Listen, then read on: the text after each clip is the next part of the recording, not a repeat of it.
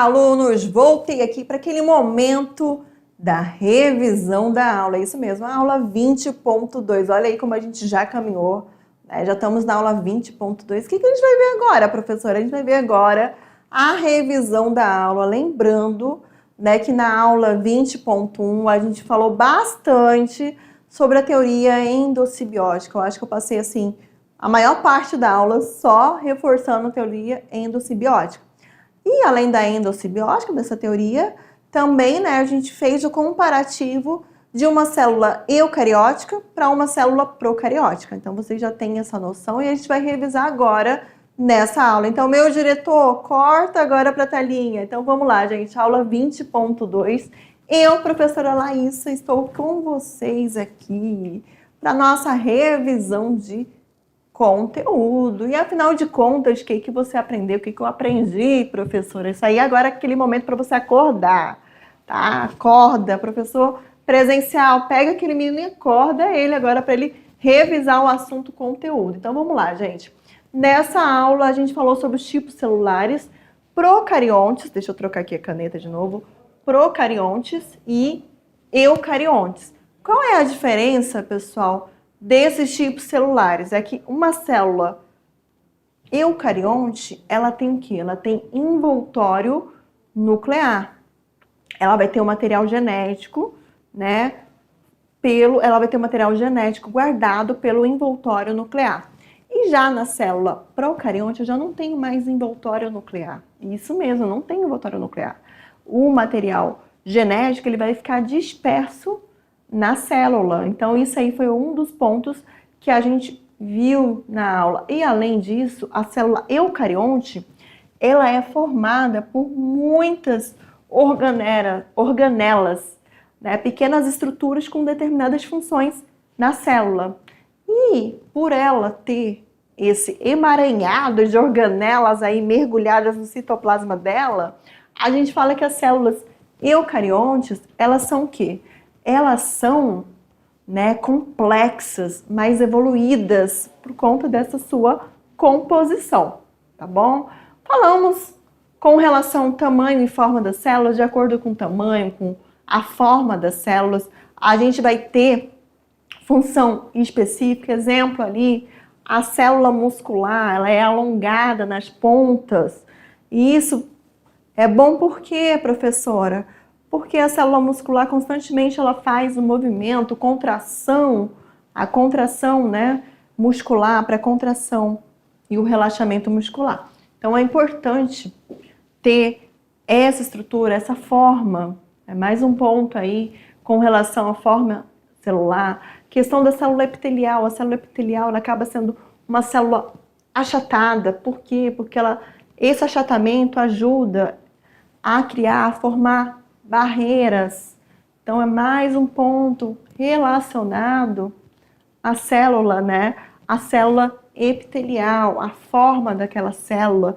No caso da hemácia, ou glóbulo vermelho, o formato ali arredondado, redondinho, assim, côncavo, ali também é muito bom. Por quê? Porque está relacionado ao transporte do oxigênio. Ela ajuda, né, esse formato a transportar para as nossas células o oxigênio. Então, é mais um ponto aí com relação à forma celular e sua função. Além disso, a gente falou, né, do envoltório nuclear, que também foi, lá vai eu trocar de novo aqui, que também foi, né, um grande passo para a evolução celular. Porque o envoltório nuclear, a partir do envoltório nuclear, eu tenho o quê? A célula, que eu denomino de célula eucariótica.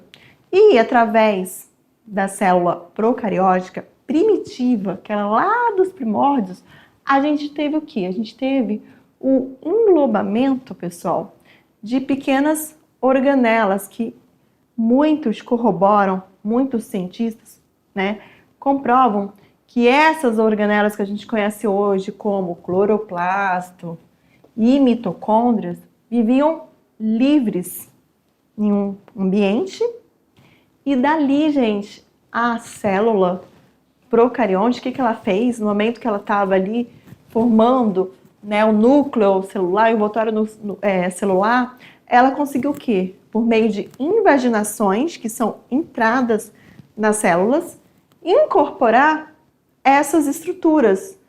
Né? No caso aqui, a mitocôndria, organela responsável pela respiração celular, a mitocôndria começou a viver dentro da célula, isso mesmo, e ali estabeleceu o quê? Uma relação harmônica de simbiose. E no caso do cloroplasto, o cloroplasto ele faz parte do quê? Das células vegetais, isso mesmo. E está relacionado ao que, professora? Ao processo fotossintético, né? Que é o quê? Captar energia solar, transformar essa energia solar em energia química, junto com gás carbônico, produzir o quê? A glicose. Resumidamente, tá, pessoal? A gente vai adentrar mais adiante com relação, né, a essas estruturas aí. A gente vai ter uma aula onde vocês vão aprender melhor como vai funcionar, como funciona esse processo aí, tanto da respiração celular quanto da fotossíntese. Então, pessoal, essa aí foi a nossa revisão, é isso mesmo. E agora é aquele momento que você vai prestar atenção, vai ler as questões, qualquer dúvida, professor presencial, chama a gente aqui que já já a gente responde. Até mais!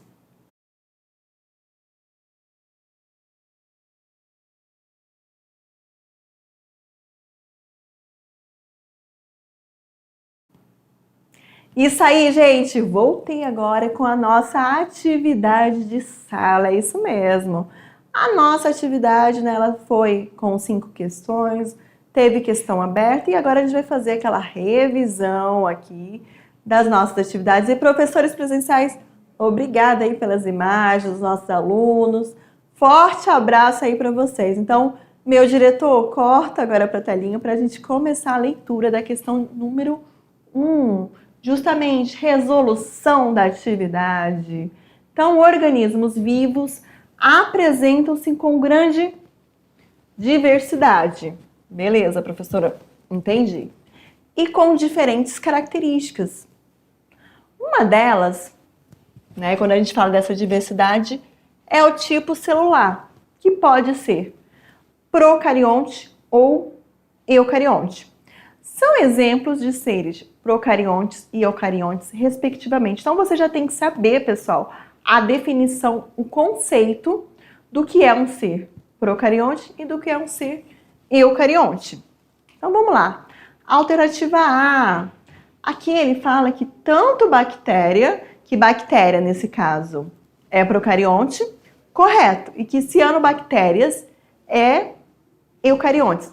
Tá errado, pessoal. Tanto bactéria quanto cianobactérias, as duas aí, esses dois exemplos aí, são de seres procariontes. Então, não marca essa alternativa. Não tem como você ter marcado essa alternativa. Analisando aqui a alternativa B de bola. Protozoários e bactérias. Bem, protozoários, pessoal, é um ser unicelular que ele é o que? Eucarionte. Então, não tem como você marcar, porque respectivamente ele quer o quê? Ele quer um procarionte e outro eucarionte. Protozoário já é eucarionte, então não tem nem como marcar. Bactéria é procarionte. Já está errado aqui, né, esses conceitos aqui com relação ao protozoário e bactéria. Então, não tem como marcar a alternativa B. Vamos analisar agora a alternativa C? A alternativa C, ela fala o quê? Bactérias. Ok, bactérias é procarionte. Já sei disso. E plantas? Plantas são organismos o quê? Eucariontes. Células vegetais, elas são o quê? São eucariontes. Então, de cara aqui já fica fácil, né, lembrar que é a alternativa C de casa. A alternativa D, ele joga animais e plantas, ambos aqui são eucariontes, então não tem como marcar. E a alternativa D, ele joga fungos como procariontes, fungos não são procariontes, são eucariontes, e bactérias como eucariontes.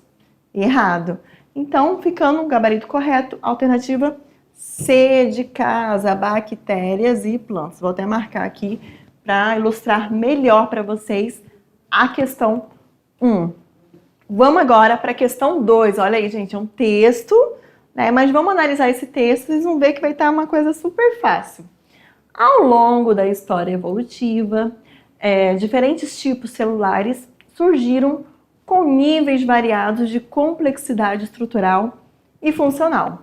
As células procarióticas, por exemplo, representam formas de vidas mais simples. Ele já me dá aqui, né, um conceito mais simples. Enquanto as células eucarióticas apresentam compartimentalização interna. Essa compartimentalização interna que eles falam aí nesse texto é justamente o quê? Aquelas estruturas que vão estar o quê? Organizando, envolvendo, compartimentado as organelas citoplasmáticas que a gente tem dentro dessas células eucarióticas. Apesar da simplicidade, as células procarióticas são capazes de realizar processos fundamentais para a vida, utilizando estruturas próprias para isso.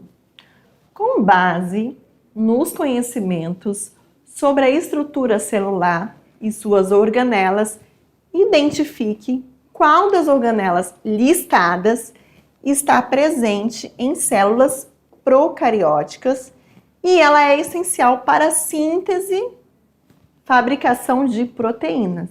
Essa aí, se você prestou atenção na explicação, você vai conseguir, né, lembrar quais são essas estruturas. Então, vamos lá. Retículo endoplasmático. Pessoal, o retículo endoplasmático é uma estrutura que ela está presente nas células eucarióticas. Então, de cara, você vai descartar. Ribossomos, olha, já respondi. Se você prestou atenção, você vai lembrar que os ribossomos são as estruturas presentes nas bactérias, nos seres procariotos. Isso mesmo, desde sua época primitiva, lá no início da sua formação. E os ribossomos, eles estão relacionados ao quê, professora? Eles estão relacionados à síntese de proteínas, que é o que a pergunta ela pede em cima daquele texto. Então, a resposta correta é a alternativa B de bola, gabarito B. Analisando a alternativa C, só para a gente descartar, C, mitocôndria. Mitocôndria faz parte de seres o quê? Eucariontes. Alternativa D, complexo de Golgi ou complexo golgiense, também faz parte de seres eucariontes. A gente vai ter uma aula onde você vai estar estudando o processo aí do complexo de Golgi. Você vai entender melhor a estrutura, como é que ele funciona na nossa célula. Já estou fazendo propaganda aqui. E também cloroplastos, né? Os cloroplastos também fazem parte da célula vegetal, que é, né, como vocês já sabem, uma célula eucarionte. Ficando, então, apenas o gabarito B, ribossomos. Os ribossomos, eles fazem parte, tanto, só um adendo aqui, né? Eu vou encontrar eles nas células eucariontes e encontro eles nas células procariontes. Só um ponto aí com relação ao que o texto pede. Né? Estrutura de célula procarionte que tem a capacidade de estar sintetizando, produzindo o seu próprio alimento. Sintetizando, produzindo proteínas, tá bom? Sintetizando e produzindo, nesse caso, proteínas. Leve em consideração aí síntese de proteínas. Ribossomos, síntese de proteínas. Prosseguindo aqui, ao longo da história evolutiva dos seres, a complexificação, olha a palavra, gente, é a palavra. A complexificação celular foi um marco fundamental para o surgimento de organismos com estruturas internas compartimentalizadas, né? Que a gente já vem estudando isso. Segunda teoria endossimbiótica proposta por Lynn Margulis, a célula eucariótica teria surgido a partir de células procarióticas primitivas que passaram a viver em associações simbióticas. Com base na figura, explique os processos evolutivos que contribuíram para a complexificação das células eucariontes e a diferenciação de suas funções metabólicas, né? Então, vou responder para a gente não perder tanto tempo aqui, tá? Para a gente ir mais adiante. Primeiro, vocês vão ter que entender esse procarionte ancestral, que a partir daí a gente tem um processo da formação da membrana nuclear, do núcleo, né? Onde eu tenho material genético envolto por esse núcleo. Aqui eu vou ter, gente, a invaginação da célula, que é o quê? É como se ela incorporasse organelas nesse processo que ela está formando aí um núcleo celular, ela também vai estar incorporando, compartimentalizando, né, as suas estruturas internas. E nesse bolo aí, né, de compartimentalizar estruturas internas, a gente tem o quê?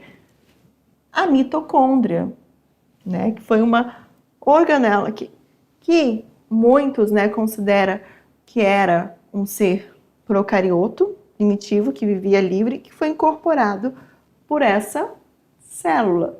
E ali a gente tem, né, o que formou a célula eucariótica heterotrófica ancestral.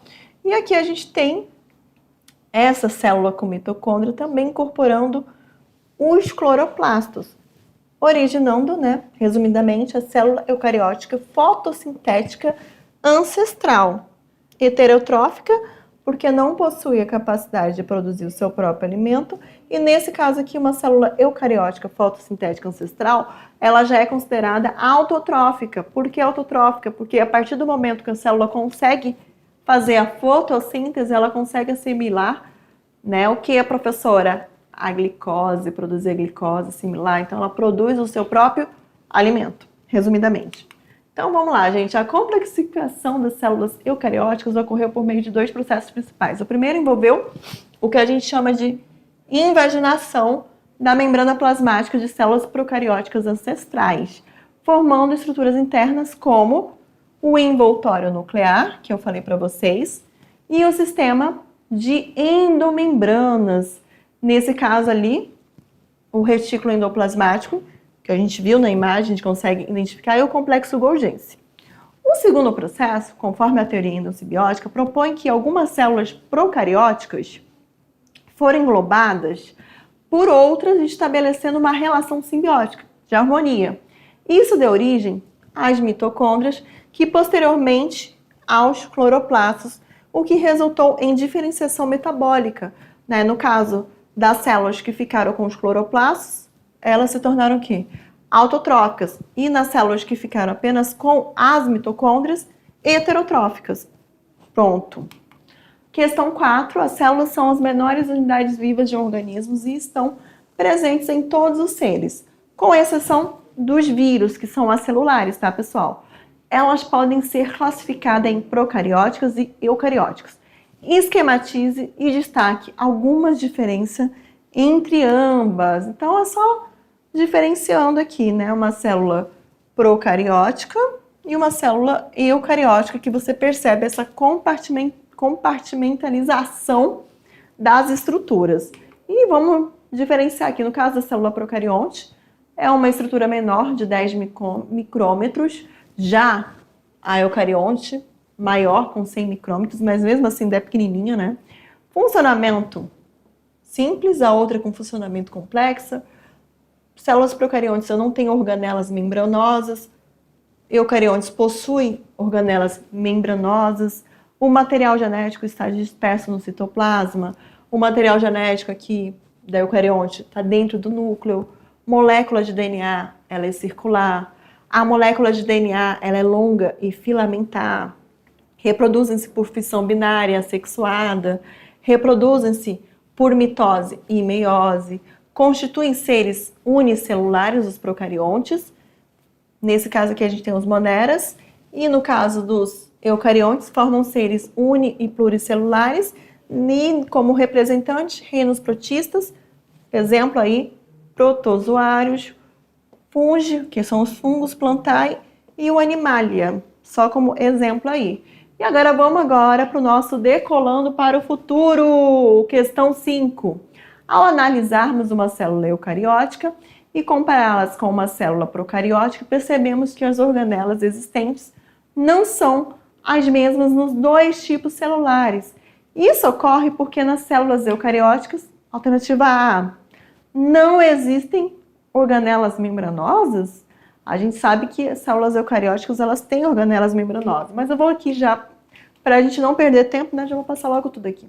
A alternativa B, o número de organelas membranosas é inferior? Não, né?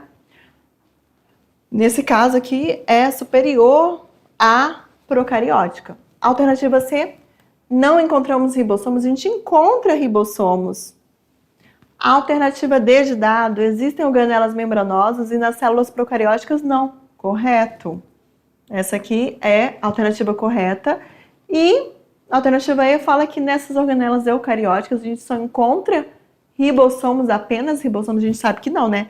Há várias organelas que fazem parte da célula eucariótica. Então a resposta correta é o gabarito D de dado. É isso aí, pessoal. Chegamos ao final de mais uma aula e já já eu retorno com vocês.